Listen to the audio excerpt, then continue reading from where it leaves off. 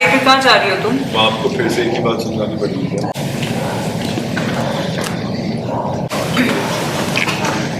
कुछ खा और अबूदी को मैंने नहीं जगाया क्योंकि उनको ऐसा लगता कि मैं जा रही हूँ तो वो जिद करती आने के लिए।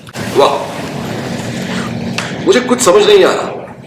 अनिरुद्ध, तुमने हमें कुछ कहने के लायक छोड़ा ही नहीं। पापा, अगर आपको प्रॉब्लम थी तो आप मना कर सकते थे। मैंने तो कहा था कि मैं फ्लैट अरेंज कर दूंगा। आपने कुछ कहा था कि मासी घर पे जाके रह सकें। ये मेरी जिम्मेदारी है, इसका जो स्टे है वो मेरी ड्यूटी है ना। तो अगर कोई प्रॉब्लम हुई तो फ्लैट में मुझे अरेंज करना होगा, ऐसे किसी के घर तो नहीं पड़ सकता। तब झनक यही रहेगी और जब जब काम होगा बोरिया बिस्तर बांध के वो चली जाएगी, फिर वापस आएगी। अगर झनक बाहर काम नहीं करेगी तो अपने पैरों पर खड़ी कैसे होगी? अगर आप सब पर निर्भर रही तो मेरी तरह दिन रात ताने सुनेगी। अगर वो कुछ काम करके कुछ अपने पैरों पे खड़ी हो जाए, कुछ बन जाए, तो इसमें दिक्कत क्या है? वैसे भी झनक के यहाँ आने से पहले सब घर तो... और सुबह सुबह आपका दुख भरा कीर्तन हम बर्दाश्त नहीं कर सकते। मैं तो बस इसलिए कह रही थी कि आप सुबह सुबह झनक को... आप इस लड़की की इतनी तरफदारी क्यों कर रही है? इतनी वकालत क्यों करती है आप इसके लिए? हाँ, आपने इसका कोई ठेका लेके रखा है क्या? आपकी बेटी के बारे में बात नहीं कर सकते इस घर में, घर की मेड के बारे में बात नहीं कर सकते। What nonsense is this? घर को ग्रुप्स में मत बांटिए माँ, ये ठीक नहीं है। मैं बांट रही हूँ और नहीं तो क्या, आप तो सबके सामने टीम में डिवाइड कर रही है। आपकी टीम में आप, आपकी बेटी, झनक और बाकी सब ऑपोजिट टीम में। और हाँ, छोटू भी तो है ना आपकी टीम में। वाह, अपने ही घर में टीम बना लिया है। माँ देखिए, हम सब एक जॉइंट फैमिली में रहते हैं और हम सब बराबर। आप मानो या ना मानो, आपने हम सबको डिवाइड कर रखा है। तो ये सब आप ही की वजह से हो रहा है कि हम इस पोजीशन पे हैं। काकू और काकी माँ ने कभी कोई फर्क नहीं करा हमें। आपको ये अच्छाई दिखती नहीं उनकी? रहने दो लाल, इन्हें बोलकर कोई फायदा नहीं है।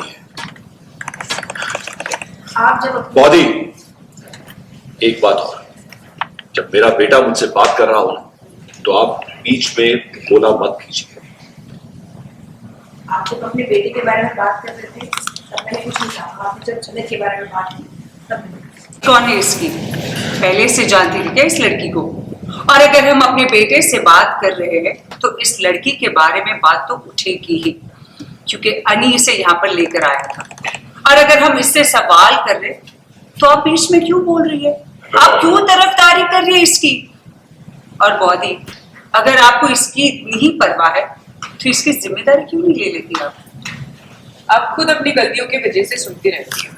जितना कम बोलेंगी उतना ही खुश रहेंगी। मैंने जो कुछ कहा बस सच कहा।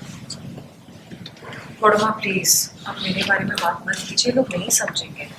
और सुनो, तुम्हारे लिए भी वार्निंग है। जब हमारा परिवार आपस में बात कर रहा हो, तुम्हें बीच में बोलने की जरूरत नहीं है। हम सीन में देखते हैं कि झनक को कोई एड शूट मिला है और उस वजह से वो घर से बाहर जा रही है। तो हालांकि हमें कोई उसकी फिक्र नहीं है, बट हमें यही है कि यार ये तो घर की मेड है, हमने इसको घर में इसलिए रखा था कि घर का सब काम करेगी। पर अब मेड ही घर से बाहर जाने लगी है तो काम कौन करेगा? और हमें क्यों, क्या ही लेना देना है वो कुछ काम करे नहीं करे, उसके करियर में जो होना है वो हो। Why are we so concerned?